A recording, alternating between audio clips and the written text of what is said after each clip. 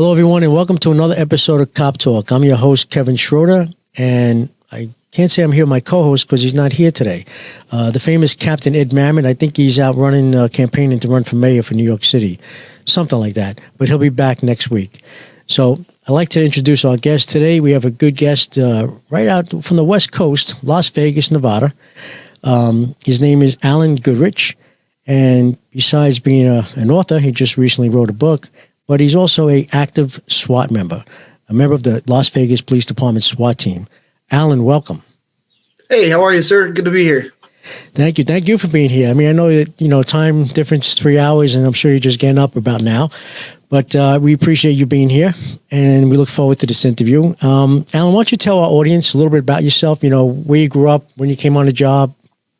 Sure, absolutely. I'm one of those local Las Vegas, Nevada people, and grew up most of my entire life in Nevada, and I started my law enforcement career young in age. I was probably 22 when I was in the academy, 2006. So I'm coming up on nearly 2 decades on the job. That's how you guys say it, right? On the job? On the job, exactly. On the job, yeah.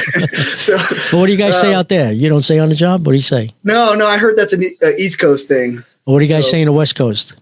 How long have you, been employed? I don't know, but we don't say on the job. I know that's okay. Specific. but if you pulled someone over in Las Vegas and he said, "Hey, I'm on the job," you would get it, right?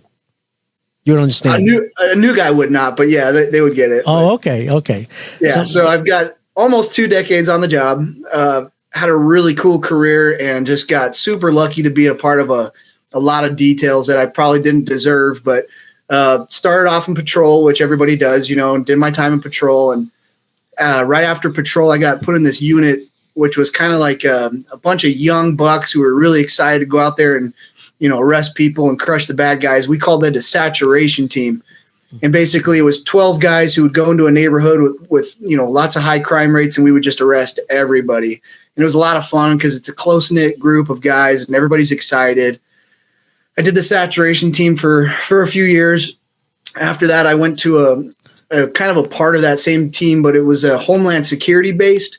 Okay. So we protected critical infrastructure, and we did a lot of executive protection and dignitary protection. So I got to meet a lot of cool people and do a lot of special things over there.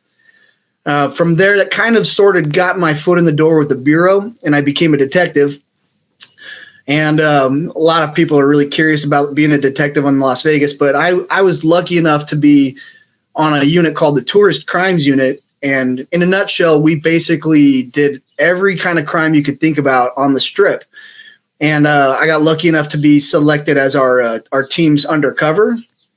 And so basically I went and spent every night, we worked the worst hours, the worst days off, you're working nights on the weekends, but you're on the Strip buying drugs and picking up women. So, okay.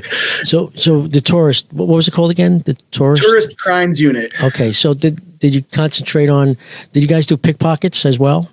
We did everything. So we did a lot of theft related stings and operations. We did a lot of prostitution related crimes. We did a lot of narcotics. And so basically anything, we were left to our own imaginations, whatever crimes that would be active and working on the Strip, we would go out there and crush it. And I had a really interesting boss, and he taught me really young, there's like 3 types of people on the Strip. You have tourists, you have locals who work on the Strip, and he's like, everyone else, I want arrested. So, I get it, yeah. Yeah, so we could leave the tourists to enjoy themselves and enjoy the lights of Las Vegas, and the locals who work their butts off, making that machine run. We want to make sure they were safe and be able to do their jobs and have fun.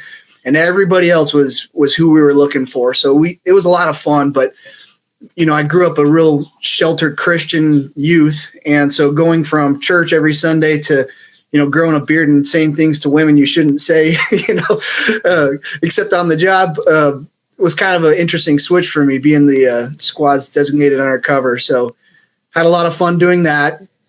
Spent my couple of years there, went to more of a generalized detective assignment in the downtown area, and I was working shootings and stabbings and robberies, and got to really put together a little bit more complex investigations. Did that for a handful of years. After that, I went to once again, I kind of went back to an undercover unit, It was called the Central Intelligence Unit, where once again I spent a lot of time doing surveillance and high-profile cases and working with a lot of informants, and once again in an undercover capacity. So got to grow my beard and long hair again. And then from there, basically, I had a lot of friends who had gone to the SWAT team, and they were really trying to convince me to test for SWAT. And it was really, I mean, as a kid, I always wanted to be on SWAT, but once I became a cop, I just had so much fun being an undercover that I couldn't see myself ever leaving the freedom of being an undercover agent, doing whatever you wanted and having freedom to, putting on the uniform and the kit again. I just couldn't see myself doing it. But I had a lot of really close friends convince me to come up and put some time into the SWAT team. And now I've been there ever since, and I can't believe it happened, but I'm super grateful of my time now that I've been on the SWAT team. No, that's great. That's great work. So, as you know, have you ever been to New York? No, I haven't. Well, when you do come up, you have to visit the NYPD. We don't have a SWAT team, but very similar is the ESU, Emergency Service Unit. Basically does everything that SWAT does, but we don't call it SWAT. We call it ESU. And they pretty much, that's our SWAT team here in New York City. But next time you come up, it'd be great. They'd probably love to meet you and exchange stories, How does it work with promotions in the department? You come on as a police officer, and then is there a test for sergeant? How does it work? Yeah, so all of our positions are testable, with the exception of one of the units I was in was a direct transfer, but everywhere else is so our detectives are testable units. So even though being a detective is not a promotion per se, it is a pay raise, and it comes with a lot more of those perks for your retirement. But once you take the sergeant's exam, our sergeant is our next step above police officer. Sergeants is the next promotion. And if you're in a certain unit, like let's say if I were to promote to a sergeant as a SWAT team operator, I would have to leave SWAT and go back to patrol. Okay. And then after that, if you were in a certain unit let's say you were a SWAT sergeant and then you promoted to our next step would be lieutenant, you would once again go back to patrol. So each one of these promotions, you have to leave the unit you're in and start back in patrol. And then work your way back. Correct. Okay. And how did the ranks go? Police officer, sergeant, lieutenant, captain? Captain, and then deputy chiefs, under sheriffs, and stuff like that. Okay. Yeah, we have sergeant, lieutenant, captain, deputy inspector, assistant chief, deputy chief. And how many members of the Las Vegas Police Department? Ooh, I don't know off the top of my head. That's a good question, because if I say the wrong answer, people will hammer me. But it's big. Okay. Yeah. And do you have is there a mandatory retirement age that you have to retire? We don't have there's not a mandatory retirement age. We have a minimum retirement age and time contract, but not a certain time that you can't do the job anymore. Well, let's talk about that. What type of pension plan do you have? We have a really good pension plan. So depending on when you hired on, I'm looking at, the last couple years of my career. I'm going to do 25 years and I'll be done, which is coming up pretty quick. So I have a contract where I can leave at 25. The newer guys hiring on will probably have to stay to 30 plus years before they'll be eligible for retirement or a certain age. So I just got lucky with being hired on so young. So you could stay till you're 70? If you're healthy, sure. Yeah. Okay. So I guess you take a physical every year, and if you pass, then you continue. Oh, yeah. New York City is 63 years of age. You have to mandatory retire. And today, guys, that's kind of young, right? Because guys today are in shape and eat healthier, and it's not like 30 years ago or 40 years ago. And now, what about the age to come on, the age limit? So you have to be 21, I assume. And then can you still come on at 35 years old? Is there an age limit to come on the job? No, there's no, for example, I had a gentleman in my academy, I won't say his name, but he was 63 in our police academy. And he was running around with the young kids, doing, it's a lot of running and physical push-ups, paramilitary style academy. And he was in great shape, and he did real well. Oh, wow. Oh, so there's no, probably no age limit then going on the job or mandatory age to be thrown off the job. Wow, that's interesting. Getting back to the tourist unit that you're in, I worked in Midtown North Precinct. I was fortunate to work in Midtown Manhattan. Times Square, and we had the unit was called anti-crime unit, ACU. And what we did in Midtown, like certain other precincts would concentrate on different types of crimes, but in Midtown, same thing. We would do the pickpockets. We would follow the pickpockets, and of course, at some point, they would hit on a tourist, and it was amazing. But we would filter in with the crowd, and daytime in Midtown Manhattan as well as nighttime for the Broadway shows, it's very busy. But we would be out there and we would do the pickpockets, as well as, the robberies and anything else that happened. We would just try to mingle with the crowd. Summertime wearing shorts and a T-shirt, and a little baggie with a weapon and cuffs, etc. But it was a great unit. I did it from 89 to 93, anti-crime unit. And again, in Midtown North and just like Midtown South Precinct and maybe some other commands, we concentrated on pickpockets.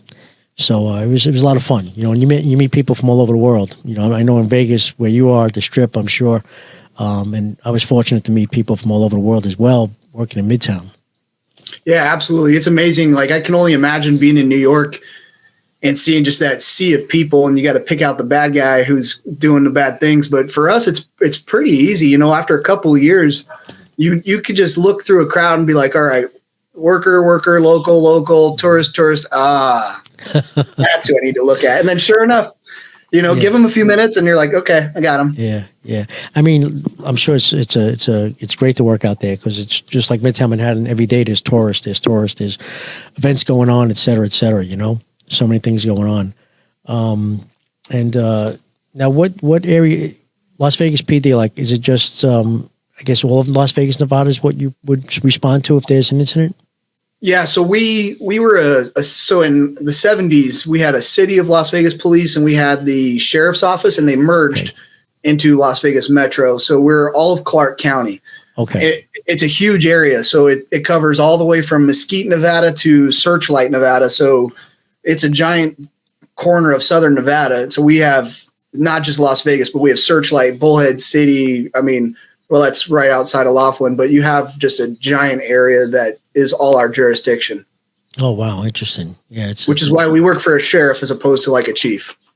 Oh, okay. And I guess vacation time is no problem. The overtime, no problem, right? I'm sure you guys do well out there with the overtime as well.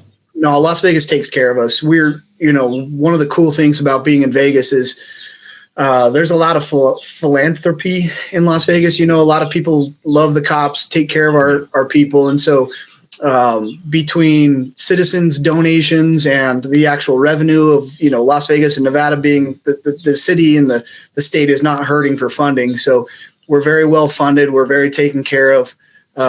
Private citizens donate just mountains of money to the police department constantly. So I would say we're very, very spoiled with those things for sure. Yeah. Do you have any NYPD guys that went out there to work? Yeah, I worked for our number 2 on the department was a longtime NYPD guy, and you know it as soon as you hear him talk. Oh, okay. You could tell he's a New Yorker. He's the number 2 now. Yeah. Don't want to say his name exactly on here, good. But our number 2 is a NYPD guy. Long time. Now I know who you're speaking about. Yep. Yeah. Chat later. Good. He's one in a million. He's a great guy. Yeah. No, that's great. A lot of you now, when you guys retire, I'm sure a lot of you guys go to work for the casinos out there, I would think, or the hotels. Yeah, some do. Some will go work private security. Some will go off and do other things. But yeah, there's a big circle of that. Right. Now, tell me. I understand you're also involved in raising funds for the Wounded Blue. Yeah, for sure. Tell me about that. Absolutely. It's kind of my career was making its last lap on the track. I got into an incident, had a hostage rescue at work where I got into a shooting and took a man's life. And we were, put on administrative leave for just the regular investigation that goes on with that. And my personal life was just taking a real sharp downward spiral and some of the things that were going on. So long story short, I started journaling, and just kind of therapy was my journaling, and telling stories throughout my career of cool things that I had seen. And the journaling kind of evolved into essentially a book, a fictional book, have it. So when I finished the book and started giving it to the editing team and the people who helped work on the fine tuning of it, the people said, "Hey, there's a lot of potential in this. We really like what you did here. Just be prepared. You're going to make a lot of money on this," which is very rare for a first-time author, you know? And so I kind of was sitting down and I'm thinking about like all the stories I was telling. They're just things that I had seen, but they weren't exactly my stories. And so I just kind of didn't feel right about, you know, taking the money or earning money off of someone else's stories. So I made a decision to donate the proceeds of that book to Randy Sutton's Wounded Blue. And as soon as I made that decision, it was just like, okay, this no longer feels gross about taking money for, you know, essentially telling somebody else's story. Now I'm making money for a good cause. And so we've given every penny to the Wounded Blue that we made on this book, and it's done pretty well. We've had Randy on the show, on the podcast. It's amazing some of the stories he was telling us. He's a great guy. How some of the departments don't have the long-term care for certain situations, and funds available to them, so they have to go outside and raise the funds. Interesting. Very interesting. Well, it's one of the reasons why we picked the Wounded Blue is because, you know, there's a lot of charities that do a lot of good things, and there's a lot of people out there all really concerned about cops. But the difference with the Wounded Blue is I know Randy. Like, I know him personally, and I can tell you I've had dinner with that man. I've sat down with him for hours on end and talked to him, and I don't think there's very many people on this planet that give a crap more than Randy Sutton. Yeah. So no, he does. Like, I know his heart. I know where he's at, and so I know if I give him the money for this stuff, he does the right thing with it. He's an amazing human being. It's going to the right place for sure. Absolutely. You know? How's the mental health with the police department out there with the guys? Is it like suicides rate is high, low? You know, that's a real good question. I think, you know, I have a side gig where I get to go out and teach police tactics to people all over the country, and I get to meet a lot of people from a lot of departments, and I kind of noticed, you know, we've always had problems in law enforcement. Right. We've had it since you were on the job. We've had it now since I was on the job. But I think probably within the last 5 years, it's finally become a point that people want to start talking about it. So I think we've always had those issues with, I mean, like, you probably have had a lot of your friends commit suicide and take their own lives. And I have as well. I've had academy classmates and partners and good friends. But within the last 5 years, we've really started to take a look at this. And specifically here in Metro, we got a sheriff recently within the last couple of years. And this is a man who has a lot of personal connections to the mental health issues. And so he took on himself to open up what we call a wellness bureau. And it's kind of a one-stop shop from physical health to nutrition to mental health, family, spiritual, the whole thing wrapped up in one. So we got a sheriff who was very, very, very, very, very, very pro mental health, and not just mental health. We call it the Wellness Center, and which is part of the reason why I'm allowed to get on these podcasts and talk about this stuff all the time, is because he knows that at the end of the day, if we're talking about this kind of stuff, then we're going to help somebody. He's okay with it. So cool. Really proud to have this guy in office right now, and he really understands that a lot of people out there are hurting. So grateful for him to allow us to talk about this kind of stuff. Yeah, it's a tough subject. A lot of guys and girls don't want to talk about it for many reasons. Besides the department maybe looking down on you or taking your weapons away, and you know, which I understand as well. But because of that, people don't want to speak about it. So it's nice that folks like you and organizations you have, as well as we have here in New York, are starting to work well together and hopefully get the suicide rate down to zero. What made you write the book?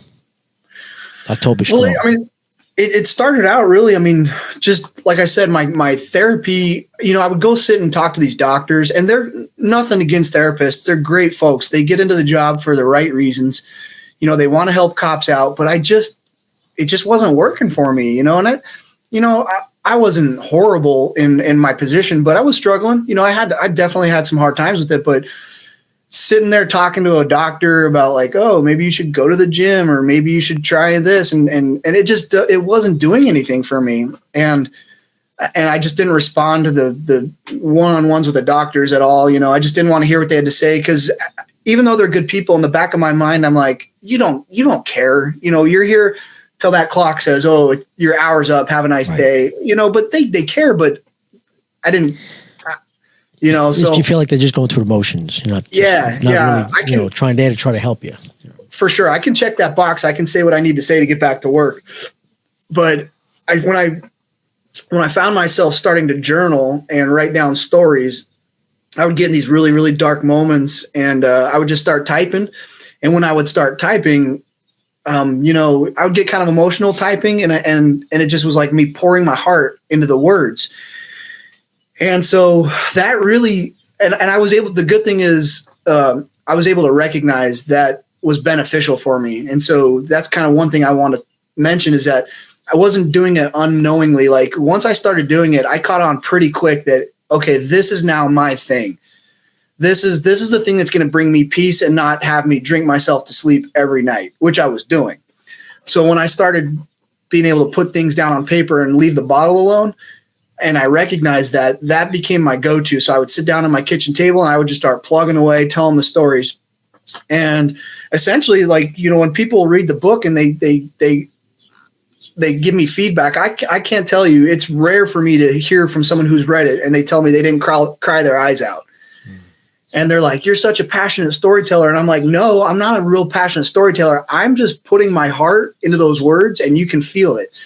And so it really became kind of a selfish therapy session for me. But what ended up happening was something I totally did not expect. And that was that it would impact other people. And so when I started hearing feedback of, I had a gentleman from Boston who was a fire captain reach out to me and tell me some things that were pretty personal, but he had gotten out of the book. And I was just like, whoa, time out. Like, I was not expecting that.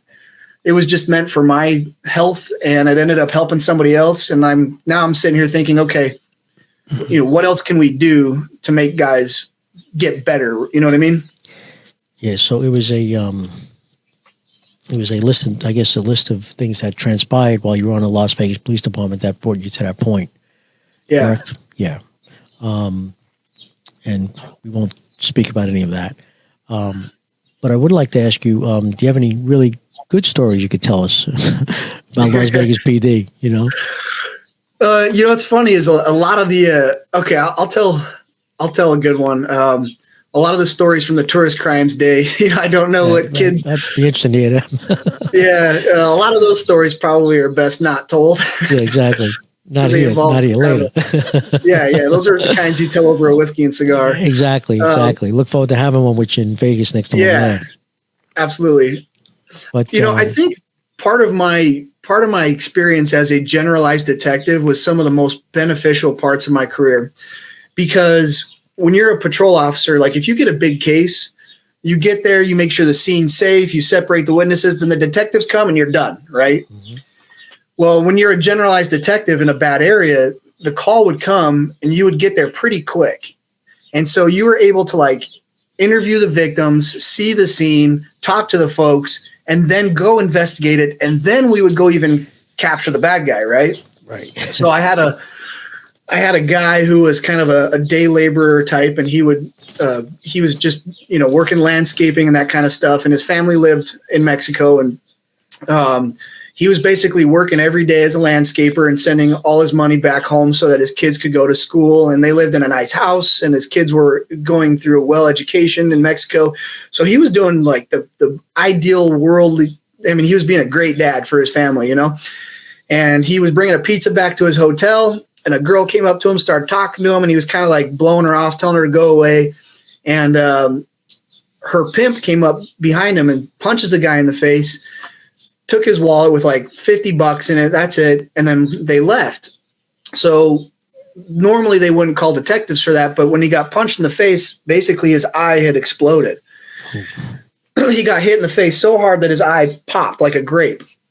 And so we got to come out there and we got to talk to the guy. He didn't speak any English. We got him to the hospital, and there was a lot of miscommunication about the doctor was telling him they had to remove the eye so that it wouldn't infect the other eye and he'd be completely blind, but he didn't understand what they were saying. And so we quickly became just invested in this guy. We could tell that he was just a good dude going out there working for his family. And so we got to spend a lot of time with the guy. And I was pretty passionate about this one because I just felt like it was nonsense. The guy he lost his eye for $60, just complete nonsense. Mm-hmm. So I took it on my personal mission to catch the people who did this. And we had a grainy video from like a courtyard, and we had nothing. Like, we could see a vague description of the suspect, and there was a female and a guy, and that's about it. Well, we ended up seeing a tattoo on the female's leg right on her upper thigh, and that's all we had. So we put out some information. Hey, we're looking for a white female with a tattoo on her thigh like this, and this is what happened. And sure enough, with a couple of days later, one of my friends in patrol calls me. He's like, hey, there's a working girl walking down Fremont Street with that tattoo on her leg. And right behind her, about 20 feet behind her, is this guy who matches the description you were saying. So we grabbed them, we talked to him. Come to find out, the suspect who punched the guy in the eye, he had just gotten out of prison for like the 13th time for doing robberies. He confessed to the whole thing. She confessed to the whole thing. The case was locked up tight, wrapped with a bow, perfect. So I go to court. I'm sitting in the courtroom, and the suspects are both there, and my victim is nowhere to be seen. Nowhere. And I'm looking around, and they're going to dump this whole case because the victim's not here. Right. And so in the back of my head, I'm like, well, he probably just doesn't understand the court process. He doesn't understand English. He doesn't know that he needs to be here. And they're about to dump this whole case. And this guy's going to lose his eye for $60. So I told the attorney, I was like, hey, I'm going to go to the bathroom, and I'll be about an hour. And so I went and I ran downstairs. I got in my car, and I went straight to his house where he lived. And I'm pounding on the door. And he's not answering the door. So kind of like look in the window, and I don't know if this was good or bad, but we look in the window, we could see him asleep in there. And so we're just screaming at him, hey, get up, police. And he's a little intoxicated because he worked the night before. And so he kind of comes to the door half drunk, and we're like, police, come here. And we kind of grab him. And so he's thinking in his mind, he's getting arrested or kidnapped by the cops, And so he's like, what's going on? I'm like, you got court, dude. And he doesn't understand anything. So I take off my coat. I put it on him. We put him in the car. We drive him to court. I run him in there and sit him down. And he is just like, what is going on? And the attorney's like, okay, you brought the victim, so we can go through with it. But for me, it was just a good feeling because I don't think he understood the process, and I don't think he understood what was on the line. And so being a generalized detective, I got to go to the scene. I got to find the bad guy, and then I got to go all the way to the end in court and make sure that he got the justice he deserved for losing his eye. So a lot of fun in those days. So what was the outcome? Basically, he was convicted and went to jail? Yeah, he was. I don't remember the years and the stuff but it ended up being good for us. He got the justice. So on that note, brings me to my next question. How is the justice system out in Las Vegas? Well, I think most justice systems are, this is just my opinion, but a lot of them are based off of kind of the general area you're living. I know a lot of systems out there are struggling right now because of political reasons versus what's actually the right thing. Right now, I think Las Vegas is pretty good. We have decent district attorneys, we have decent judges, and we have different. We have a pretty good backing. So I look at it right now as we're not one of those jurisdictions that's struggling with the nonsense you'll read on TV. I think we're doing pretty good here. Great, that's good to hear because New York's a little different. Yeah. It might be the locks up people every day, and they're out before the cops finish the paperwork. It's ridiculous. But I always say it's got to get better. Can't get any worse. It has to get better. And hopefully it will real soon. October Strong, tell our audience how they could purchase your book and also how they could get a hold of you if they wanted to. Sure. October Strong is going to be on Amazon. We are about to release the Audible version with Randy is reading it. So Randy Sutton will be the narrator for October Strong. I look forward to that one. Yeah, I can't believe we got him to do that. But so it's probably fastest if you get it on Amazon.com. We do have a website, octoberstrong.com. They can purchase it from the website there. They offer a hardback signed copy that they can purchase there. But Amazon's probably the quickest. It's on Kindle. It's on Audible. It will be on Audible. It's on all the platforms they can find. Okay. For specifics on reaching out to me, I'm on some social medias, but I don't really post much on any of them. I am on LinkedIn, Allyn Goodrich, and that's probably where people can find me most if they want to reach out. I'm on LinkedIn quite a bit. Okay. Great. How much is the book? I think it's about $13 or $14. Okay, great. Fantastic. I highly recommend folks, our listeners, to purchase October Strong and support all the good work that Allyn Goodrich is doing. Allyn, so do you have any plans to come to New York? Yeah, I actually will be there in April. April, okay. You spend a week? Is it training or? Yeah, I'll be teaching at New York Tactical. Oh, okay. For the entire week? I think so, yeah. I'll be up there for probably 7 or 8 days. Oh, great. Look forward to seeing you in person then, Yeah. Is there anything else you'd like to say before we wrap up our interview? Well, I appreciate you bringing up the mental health stuff because, Sure.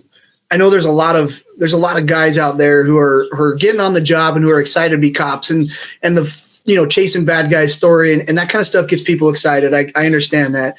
But I appreciate you bringing up the mental health stuff because there's a lot of guys like you and I are spending a lot of time on the job that just don't know what to do. And so if I could leave you with this, I don't think that there's one answer for everybody. I think there's a lot of answers for a lot of people. And I just want to encourage people to, go find what works for you. If talking to a doctor is it, good. If going to the gym is it, good. If, journaling is good for you, good. If nature is good for you, good. If working on your Corvette is good for you, good. Find your thing, whatever it is, because I think it's ridiculous that the epidemic is so bad that people are taking their own lives. And I think it's nonsense and I think it's ridiculous. And we got to do a better job as a community at helping out our brothers because what we do and what we see every day, it's heavy and it changes you forever. And if you're doing the job, you can't avoid it and you cannot get around it. But there are ways to deal with it and there are ways to live with it and there are ways to still be a good dad, a good father, a good brother. So I appreciate you bringing that up. And I would just encourage people to go out there and find their thing. Yeah. We'll have you back. We'll have some other folks on too. We'll have you back and we could just do a whole segment on mental health throughout with law enforcement. That would be great if you'd be willing to do that. I would enjoy that a lot. Yeah. That'd be great. We're going to do that for sure. We have that in the works as it is, and this is perfect. We'll have you on as well. It's amazing speaking again about mental health with the police department. Unfortunately, the last 2 or 3 NYPD officers who killed themselves were young guys, not much time on the job. And, it's different. It's just a lot of stress, and the police departments now, especially in NYPD, they're short manpower, so the guys working overtime, and of course everyone likes overtime to pay extra bills, but at the same token, you're here every day.